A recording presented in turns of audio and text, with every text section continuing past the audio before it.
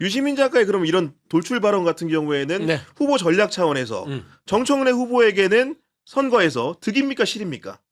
저는 득으로 작용할 가능성이 크다. 왜냐하면 이게 이제 역할 분담이에요. 역할 분담. 그러니까 유시민 작가가 하는 역할은 사실 그 강성 지지층, 그러니까 이재명 대통령을 욕하는 곳에 그 집중도를 높이는 거죠. 결집력을. 우리 진영 내에서도 딴지 게시판 가면 눈 뜨고 못할 만큼 대통령에 대한 욕이 맞습니다. 심합니다. 아시죠? 네. 뭐 배신자다, 뭐 이거 뭐 낙마시켜야 된다, 이런 식으로 아주 뭐 탄핵감이다, 뭐 이런 얘기들을 그 우리 진보 딴지 게시판에 나와요. 다 나와 있죠. 나와 네. 있죠. 보고 계시면 이제 거기를 이제 더 직결하는 효과가 있어요. 근데 이제 정청래 후보 같은 경우는 다르게 하죠. 이제 언더독, 그러니까 동정, 네. 2대1, 3대1로 두들겨 맞고 그 뒤엔 누가 있겠어요? 수장인 대통령이 있는 거예요. 난 두들겨 맞고. 그 다음에 여기에서는 얼르고 달리고 유시민 작가가 와서 이제 결집시키고, 그리고 히어로 유시민 형이 와서 청래야 내가 도와줄게. 이런 어떤 이런 그림을 하면은 멋있잖아. 그러면 여기 지지층이 그래. 뭐가 멋있어. 아니, 그냥 아니 그림이 좀 되네. 그러니까 이런 정도로 해야지. 이 서사 아유. 서사 정도가 제가 화자가 뭔 말이냐면 딴지 마을에 교육된 사람들은 멋있거든. 뭔가 히어로가 짠 나타나서 두들겨만 뭔지 알것 같아요. 있는 정청래라는 이 그 말하자면 동네 북을 구해주는 거야. 그냥 이 서사를 지금 나는 만들고 있다고 좀 보는 거예요. 네, 뭐 그거 저도 그 소설을 만들고 있다고 생각하고, 왜냐하면 이제 실도 있을 겁니다. 저쪽을 뭉치는 만큼. 근데 왜냐하면 지금 정청래 후보의 입장이 여러 가지가 그렇게 좋지가 않거든요. 왜냐하면 이제 일단 대통령한테는 찍힌 것 같아. 각 세웠고. 네. 그 다음에는 김어준한테는 약간 이제 손절까지는 아니라 하더라도 거리두기가 약간 있고. 거리두기가 있는 것 같아. 그러니까 여러 가지가 하는데 지금 본인한테 확실하게 이걸 줘야 될 거는 조국 혁신당하고도 사실은 못 믿을 사이가 좀 됐었잖아요. 합당 사실은. 못했으니까 결론적으로. 아니, 합당뿐만이 아니라 평택에서도 또 못 그렇지. 믿을 사이가 되지 않았습니까? 단일화도 안 됐고. 그러니까 못 믿을 사이로, 그러니까 여러 가지 저 친구는 못 믿을 친구야까지 된 거 아니에요. 그러니까 여러 가지가 자기를 이렇게 꽉 묶어줄 게 잘 없는데 지금 자기가 믿을 수 있는 거는 솔직히 딴지, 그 다음에 조국혁신당, 그 이중 당적자일지 아닐지 모르지만 조국혁신당 여기에서 확 밀어줘야 될 거 아니에요. 근데 그럴 때 유시민이 저 해주면은 한마디 뭐 해주는 게 나쁘진 않지. 그쪽에서는 나쁘지가 않겠지. 누수가 나쁘지 안 되죠. 않겠지. 그런 말씀인 누수 안 건데. 되죠. 네, 그런데 저는 그것만 가지고는 안 될 거라고 생각을 하죠. 네. 근데 이제 정청래 후보를 얘기할 때 최근에 이제 민주당을 좀 아는 사람들이 많이 언급하는 사람 중에 하나는 필명 미키루크, 본명 이상호. 이분이 과거에 이제 선거 노무현 대통령 선거부터 해가지고 여러 가지 역할을 많이 한 분이고 네. 나름대로의 진영이 스핀 닥터이기 때문에 정청래를 선거 전략적으로 잘 견인할 것이다 이런 평가를 하는 분들도 있는데 어떻게 생각하십니까? 그러니까 지난 지도부에서도 역할을 했어요. 이번 선거 지난 과정에서도 지도부에도 뭐 어떤 많은 의견을 줬다고 알려져 있고, 그다음에 이번에도 사실상 조직의 중추 역할을 하면서 뭐 여론 조사 전략 등등을 지금 뭐 주도하고 있는 것으로 알려졌는데, 저번에 한번 김민석 아마 후보하고 한번 붙을 뻔하다가 이제 빠졌죠. 그리고 강훈식 비서실장도 한번 적용했던 거 강훈식 비서실장했던 것 같아요. 적용을 네. 했죠. 그러니까 이게 반명 정서가 팽배했다고 보면 되는 겁니다. 결국에는 이재명 정부가 별거야라는 생각을 갖고 있고, 결국엔 이제 우리가 중심을 잡고 가야 된다. 이재명 정부는 우리 딴지층의 우리 이 강성 지지층을 만족시킬 수 없다. 아까 우리 김진애 위원장께서 얘기했듯이 이재명 정부의 아쉬운 부분들을 도파민 생성할 수 있는 것들을 주지 못했다. 이제 그 얘기를 지금 하시는 부분들이 아마 이쪽에 놀릴 거예요. 뭔가 가상의 적을 만들어서. 우리 지지층 내가 열광할 만한 걸 뭘 만들어야 되는데 그냥 밋밋한 평양냉면 같아. 도파민이 안 나와. 그러니까 이제 우리 내부에서 발화가 돼버린 그런 현상이지 않을까 생각하는데, 저는 딱 한 가지, 지금 저는 이상호 이분 빼고라도 이 유시민 작가라든지 정청래, 그다음에 김어준 씨 빼는 것 같지만 저는 그 뒤에 조국, 이 부분이요 이미 계산이 끝났다고 봐요. 왜냐하면 이상호 미키루크 굉장히 계산이 빨라요. 오래됐고 친노 노사모를 했는데, 우리 지금 권리당원이 155만으로 이제 나왔어요. 그렇죠. 155만에서 투표율을 한 50% 60% 잡아도 절반이에요. 한 70만이에요. 그러면은 한 75만이라고 칩시다. 그 다음에 절반을 가져가면 과반이에요. 그렇죠? 근데 이제 딴지라든지 여러 가지 계산을 하면 야, 조국 혁신당까지 숫자가, 하면 네. 뭐 4만이든 5만이든 거기까지 쭉 견인해서 갖고 들어가면 우리가 이기는 거야. 요 전략이 있기 때문에 전체 대한민국의 여론 중요하지 않아요. 그들이 정확하게 한 30만에서 40만만 가져오면 게임 끝난다. 야, 그렇게 그런데 들으니까 또 예. 물론 그 계산을 하고 그 하고 있을 거예요. 미키 루크라는 사람은 혹시 기억나실지 모르지만 2022년에 24년이었나 그 저 정봉주 나올 때 정봉주 나와가지고 수석 최고위원 네네. 나온다고 막 그랬을 때 그때 미키 루크가 도와줬어요. 아, 그때 선거를 그때 미키 루크가 도와주면서 여러 가지 전략이나 이런 거 짜고 나중에 사실 그 왜 정봉주 후보가 조금 무리를 했잖아요. 무리하면서 수석이 되기 위해서 막 무리를 하지 맞아요. 않았습니까? 네. 근데 그것도 미키 루크의 작품이라는 그런 얘기를 많이 해석들을 설이, 했어요. 네. 근데 이제 지금 그거는 있을 거예요. 이제 당연히 정청래 후보 쪽에서는 이런 게 계산하면서 만약 하면은 이렇게 해가지고 우리가 이길 수도 있다 이러겠지만 저는 사실은 또 한편에서는 그게 아니라 저도 상관없다. 요번에 나온 거는 정청래 후보가 나온 거는 내 편 내가 규합할 수 있는 세력이 어디까지인지를 확인하자. 아, 확인하고 보여준다. 확인하고 과시한다. 그다음에 그걸 가지고 전당대회 이후에 어느 때나 흔들 수 있는 세력을 규모를 보여준다. 저는 그렇게 봅니다. 아, 그것만으로도 이번 선거에 출마한 목적을 충분히 달성할 수 있다. 정청래의 목표는 저는 그렇게 봐요. 네. 아니 그래서 사람들이 안 나온다 다 그랬는데 아유 안 나올 리가 있냐 나는 당연히 그럴 텐데 나오고 그럴 때 그거 나와가지고 저는 그랬죠. 나와서 그냥 밟아주자. 네. 아, 근데 이거 약간의 변론인데 우리 네. 위원장님은 사실은 뭐 겉으로 보이는 스펙도 굉장히 화려하시고 내공도 있으신데 네. 위원장님 같은 분도 네. 민주당이 86 주류라고 하는 사람들을 만났을 때 네. 나를 뭔가 좀 이렇게 밀어내고 배타시 하려고 한다 이런 느낌 받은 적 있어요? 아이 그럼요. 그건 뭐 말할 것도 없어요. 그건 뭐냐면은 일단 정당의 저기에선 전문가는 잠깐씩 쓰는 카드야. 뭐냐면 여기까지 보세요. 김진애처럼 전문가로 들어왔지만 저처럼 20년 이상 아직도 있는 사람들은 없지. 잘 없습니다. 네. 그러니까 저는 굉장히 여러 가지를 생각하고 저의 정치적인 뭐가 있으니까 여태까지 있는 거고 딴 사람들은 잠깐 쓰고 카드 쓰고 버리고 뭐 장관하고 버리고 국회의원 비례대표하고 버리고 이러는 거예요.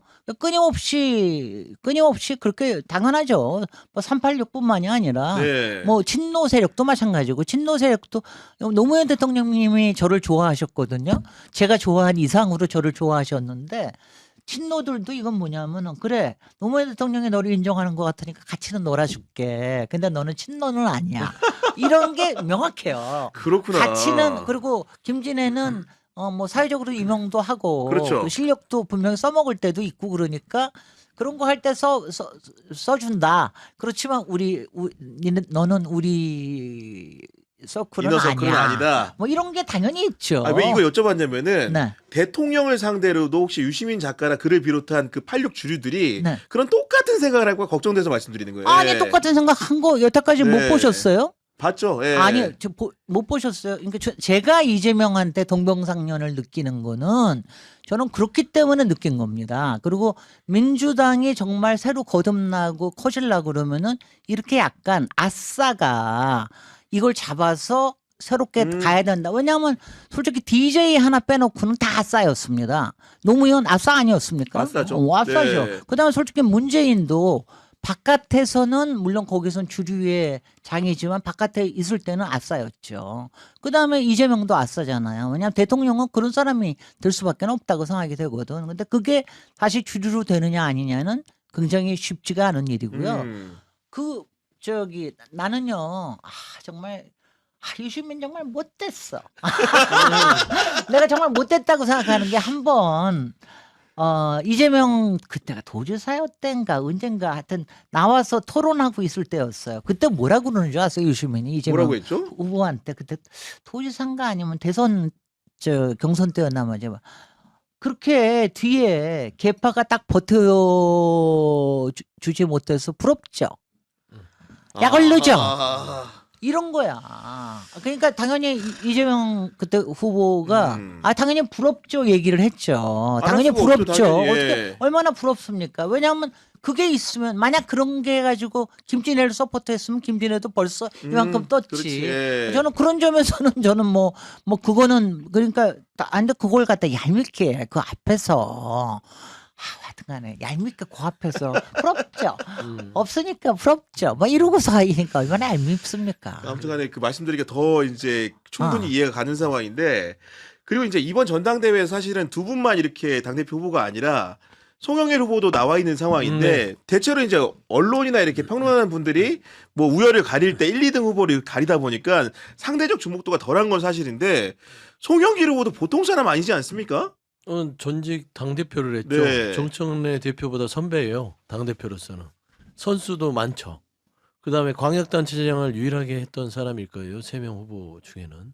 그러니까 경험으로 따지면 밀리지 않아요.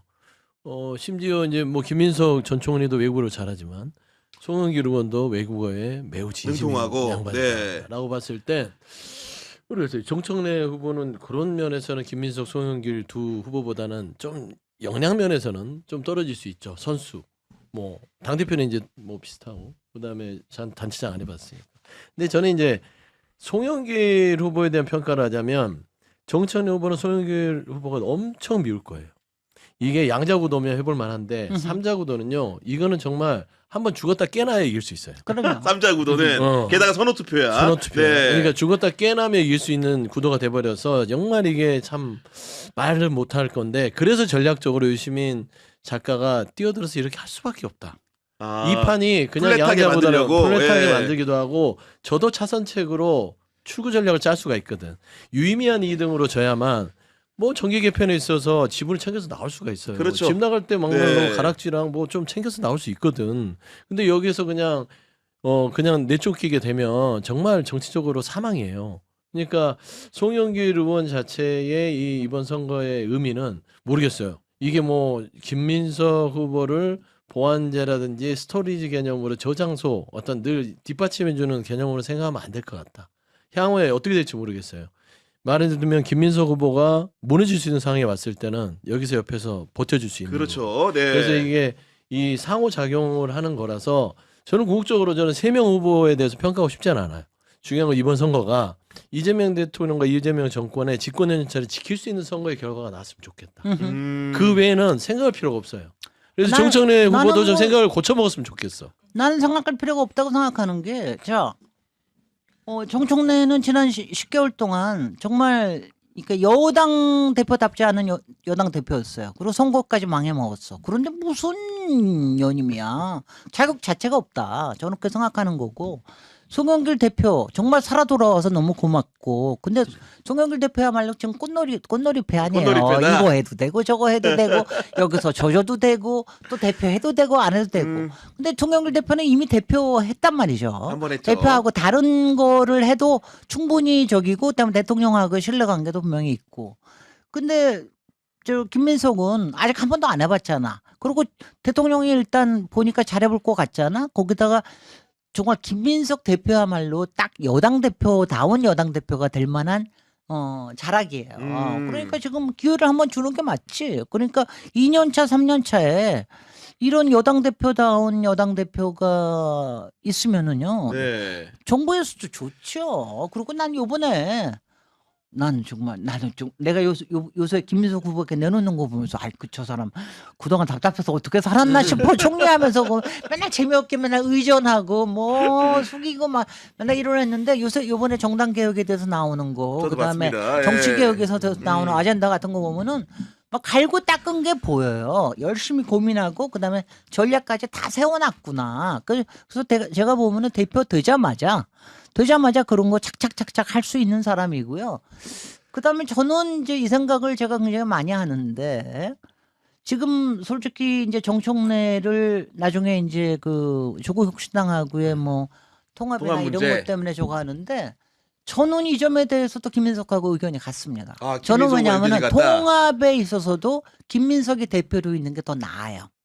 왜냐하면 우리가 그냥 유시민이 원하는 방식으로 빨리 합당해주고 와서 이렇게 해줄 수는 없어요. 근데 뭐냐면 저는 뭐 합당이 된다 하더라도 내년 이제 뭐 총선 앞에 놔두고 와서 어쩐가 뭔가 연대하고 뭐 이러는 게 생길 텐데 그렇게 하려고 그러면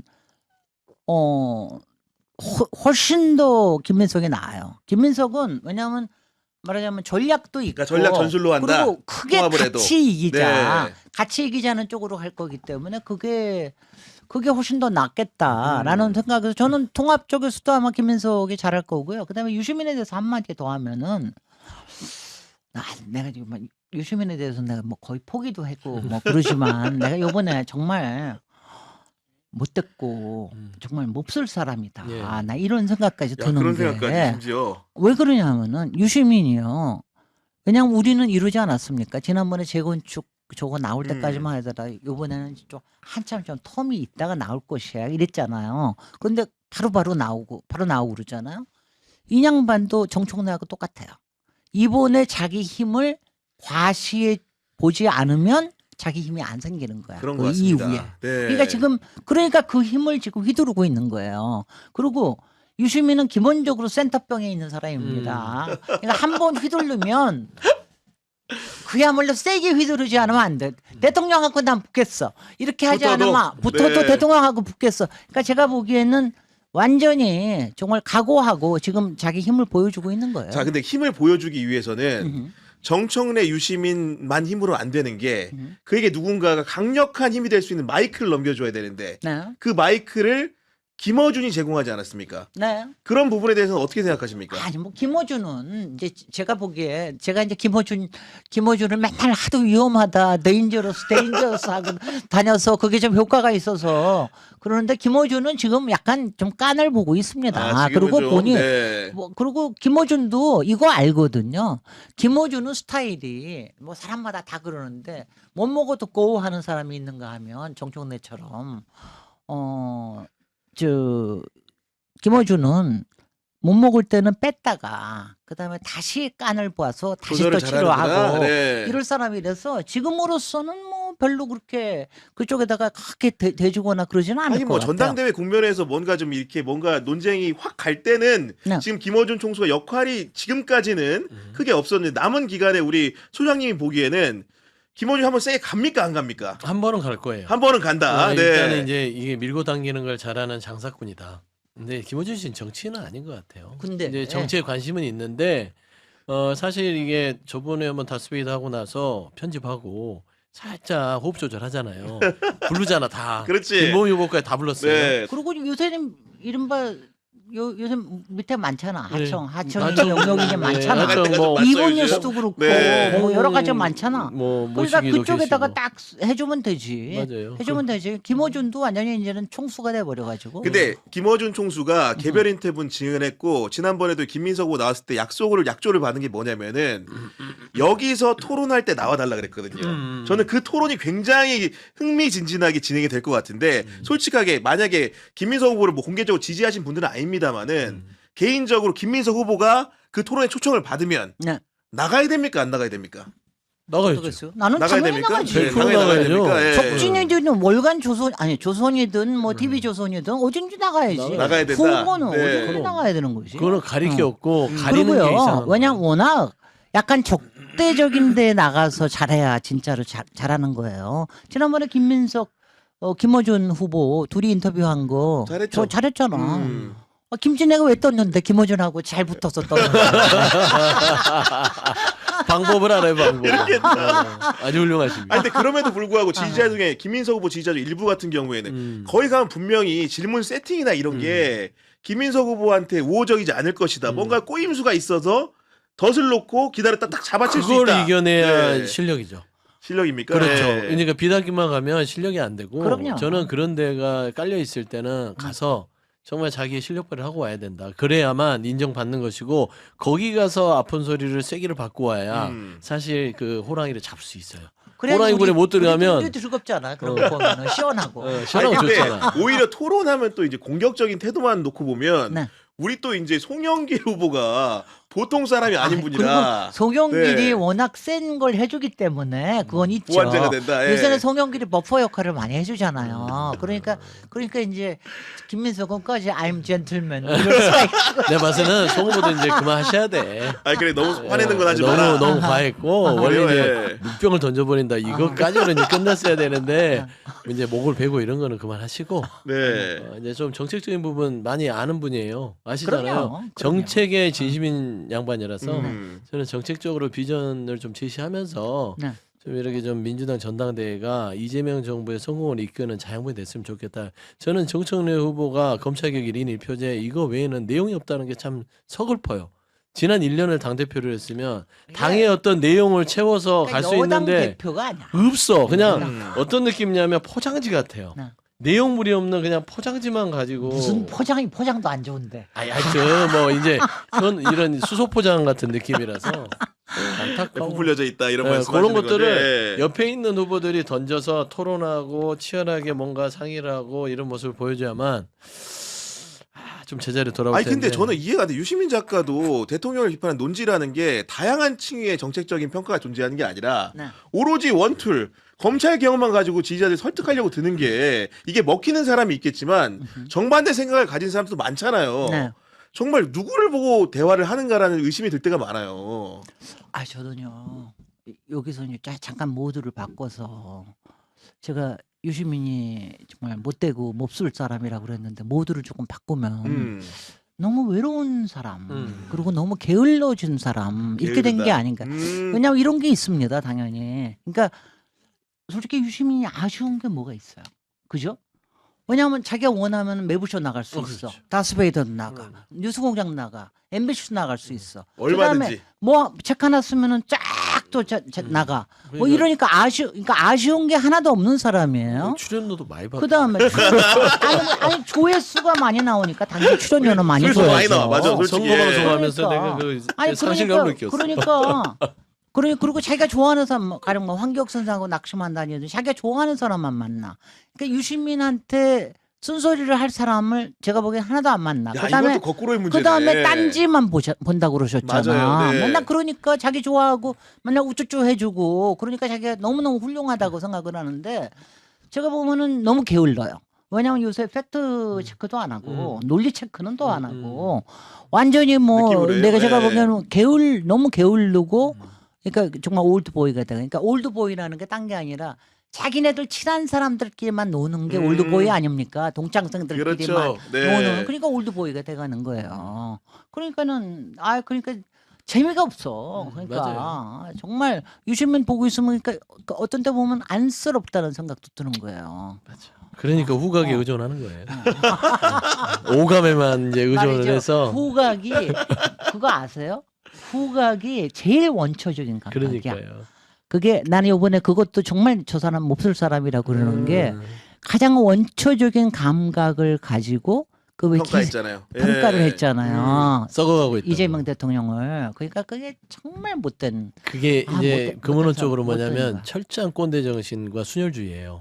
내가 해봐서 하는데. 그러니까 말씀한 대로 게을러졌다 그랬잖아요. 예전에 학습하는 유시민이었다면 이제는 내가 해봐서 알아. 내가 다 알아. 이 세상의 모든 현상에 대해서는 내가 규정할 수 있고 내가 한 규정 A는 B다 하면 그게 맞는 거야. 라고 지금 얘기하는 거예요. 그렇죠. 그게 네. 게을러졌다고 평가하시는 건데 제가 이제 이거는 조금 그 논의 얘기인데 예전에 강선우 전 의원 사건 터졌을 때 그때 유시민 작가가 이 보좌진들이 문제가 있다라는 그 영상을 얘기했어요. 이거 보좌진들 후지고 아주 이게 보좌진들이 결국에는 강선우 의원들이 골탕 먹인다. 이제 그 정도 판단하는 사람이에요. 왜 그렇게 판단했을까? 내용을 보지 않았을 거예요.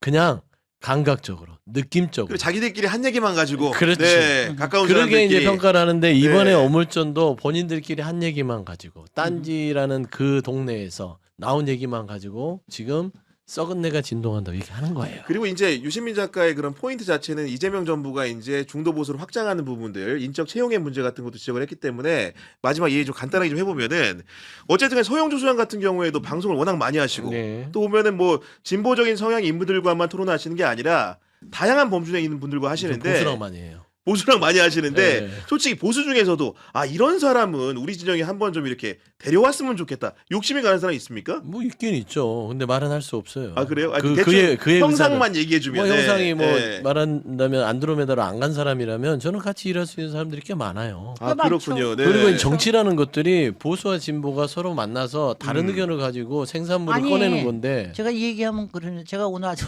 오늘 우리 지금 목요일 날 저기를 하고 있는데 오늘 국토위원회 국힘 쪽에서 선거를 오셨어요? 했습니다. 국토위원장. 맞다 그치. 국토위원장을. 예. 근데 요번에 선출된 국토위원장 내가 그래서 야 저 김정재 위원이 되면 어떡하나 내가 왜냐면 가서 또 이거 뭐 해야 될 게 있거든. 근데 아쉬운 소리 해야 되니까. 유희동이 됐더라. 그러니까 유희동은 내가 보면은 굉장히 요번에 평택에서 당선된 사람 아니에요.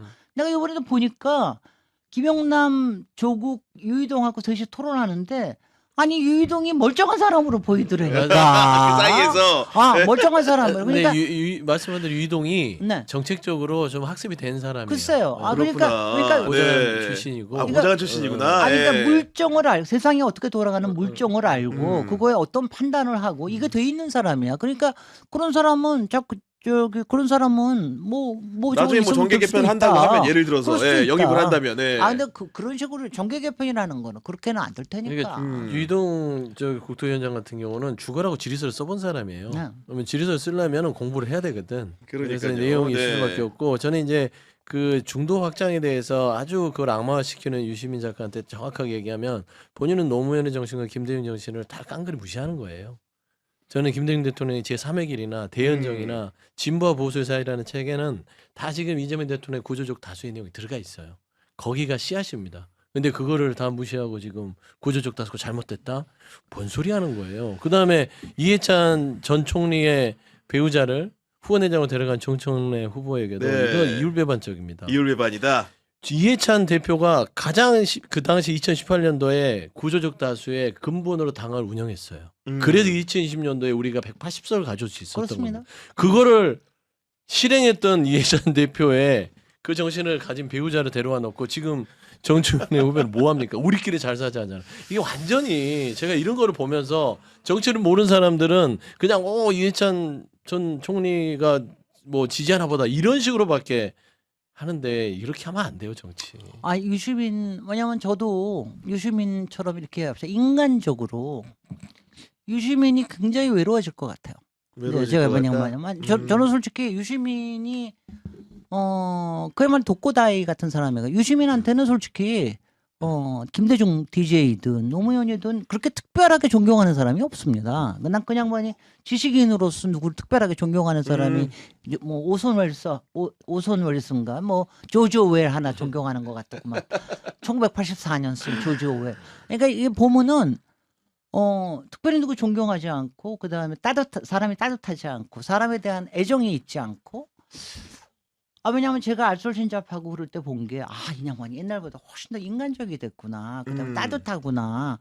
그다음에 왜냐하면 그 전에는 맨날 자기 게 아니면 막 질투하는 식으로 보였는데 맞아요. 네.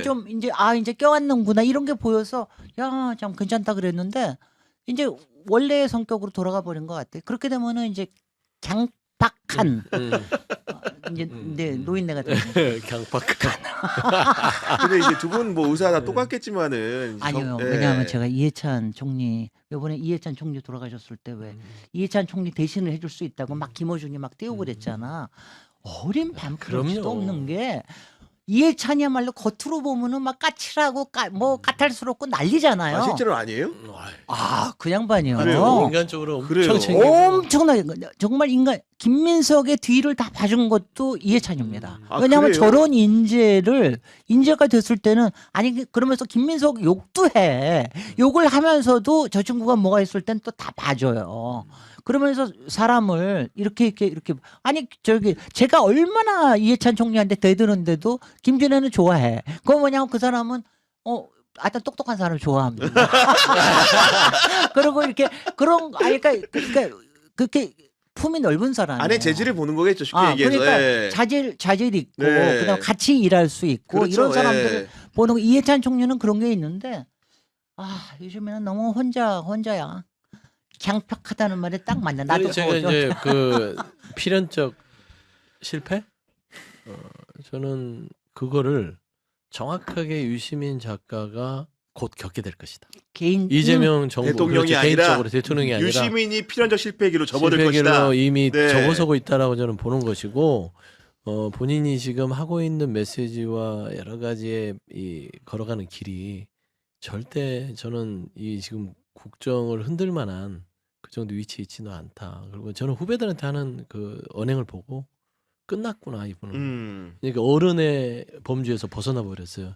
이해찬 전 총리 한마디로 하면 그분은 제가 알고 있기로는 사람 고쳐서 쓰는 분이에요. 그럼요. 예. 그럼요. 자, 그러면 정말요. 이제 그 마무리해야 되는데 그 김진애 위원장이 자꾸 어려운 질문드려 죄송한데 왜? 뭘 또 아까 이제 하냐고. 그 정청래와 김어준의 거리두기를 얘기했는데 만약 유시민 작가가 두 분 말씀하신 대로 필연적 실패의 길로 가고 있는 게 김어준 총수 눈에도 보인다고 한다면 음흠. 그는 미디어적으로 유시민 작가를 버리는 선택을 할 수 있다고 보십니까? 못한다고 보십니까? 아니 어느 정도까지 버리고 왜냐하면 그 친구는 장사꾼이기 때문에 김어준은 장사꾼 뭐 저기 뭐야 자 여기도 장사꾼이잖아요.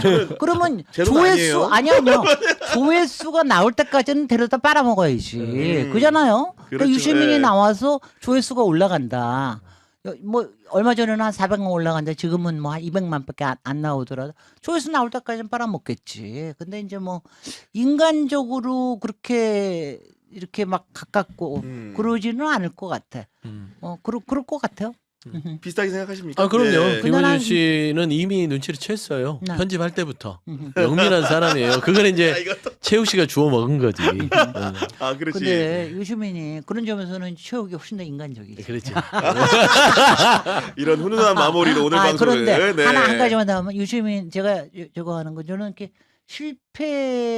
필연적으로 실패할 수밖에 없다 그러는 게 정치적으로도 실패할 거고 인간적으로도 실패하는 거 다 좋은데 제발 유시민은 혼자만 실패해라. 우리까지 끌고 가지 좀 말아 나오.